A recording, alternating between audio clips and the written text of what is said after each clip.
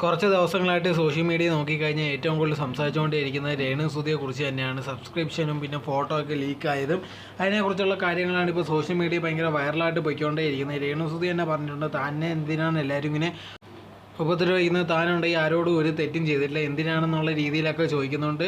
ഭയങ്കരമായിട്ട് തനിക്ക് സഹിക്കാൻ പറ്റാത്തുള്ള രീതിയിലുള്ള സംഭവങ്ങളാണ് ഇപ്പോൾ നടന്നുകൊണ്ടിരിക്കുന്നതെന്നായിരുന്നു രേണുസുതി പറഞ്ഞിരുന്നത്.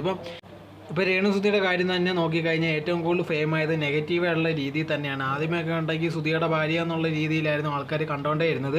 അതിനുശേഷം ഉണ്ടെങ്കിൽ പിന്നെ രേണുസുതി ചെയ്യുന്ന കാര്യങ്ങളാണ് ആൾക്കാർ ഭയങ്കരമായിട്ട് സംസാരിക്കാൻ തുടങ്ങി. ഇപ്പം നമുക്ക് ഭയങ്കരമായിട്ട് ഫേമസ് ആവണോ ഈ രണ്ട് കാര്യങ്ങൾ ചെയ്യുക, ഒന്നുണ്ടെങ്കിൽ നെഗറ്റീവായിട്ടുള്ള എന്തെങ്കിലും കാര്യങ്ങൾ ചെയ്ത് കഴിഞ്ഞാൽ പെട്ടെന്ന് ഫേമസ് ആവാൻ സാധിക്കുന്നതായിരിക്കും.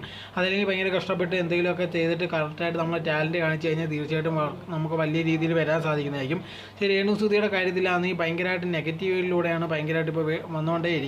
കാരണം ആൾക്കാർ ചെയ്യരുതെന്ന് പറയുന്ന കാര്യങ്ങളോ അല്ലെങ്കിൽ ഇങ്ങനെ ചെയ്താൽ പ്രശ്നമാവുമെന്ന് ഉള്ള കാര്യങ്ങളോ ചെയ്തിട്ടാണ് ഭയങ്കര ഫേമസ് ആയിട്ട് വന്നുകൊണ്ടേ ഇരിക്കുന്നത്. അതിനെപ്പറ്റി ആൾക്കാർ സംസാരിക്കുമ്പോഴത്തേക്ക് രേണു ഭയങ്കരമായിട്ട് വിഷമിക്കുകയും ചെയ്യുന്നു. ഇതൊക്കെ ഇനി സ്ട്രാറ്റജി തന്നെയാണോ അതോ വേറെ എന്തെങ്കിലും പരിപാടിയാണോ എന്നറിയില്ല. എന്തായിരുന്നാലും ഇതിനകത്തുള്ള കാര്യങ്ങൾ ചെയ്യാതിരുന്നാൽ തന്നെ ബാക്കിയുള്ളവർ ഇതിനെപ്പറ്റി സംസാരിക്കുകയും ഒന്നും ചെയ്യത്തില്ല, വേറെ എന്തെങ്കിലും ചെയ്യുക. ഇപ്പോൾ സീരിയലോ അല്ലെങ്കിൽ വേറെ എന്തെങ്കിലുമൊക്കെ നോക്കാം, അതിന് പകരം ഇതിനകത്തുള്ള ആൽബങ്ങളിലൊക്കെ അഭിനയിക്കുക അല്ലെങ്കിൽ സബ്സ്ക്രിപ്ഷൻ്റെ കാര്യം ആയിക്കോട്ടെ, അതേകണക്കുള്ള കാര്യങ്ങൾ ചെയ്ത് ഭയങ്കരമായിട്ട് വൈറലായിട്ടാണ് പോയിക്കൊണ്ടേ ഇരിക്കുന്നത്.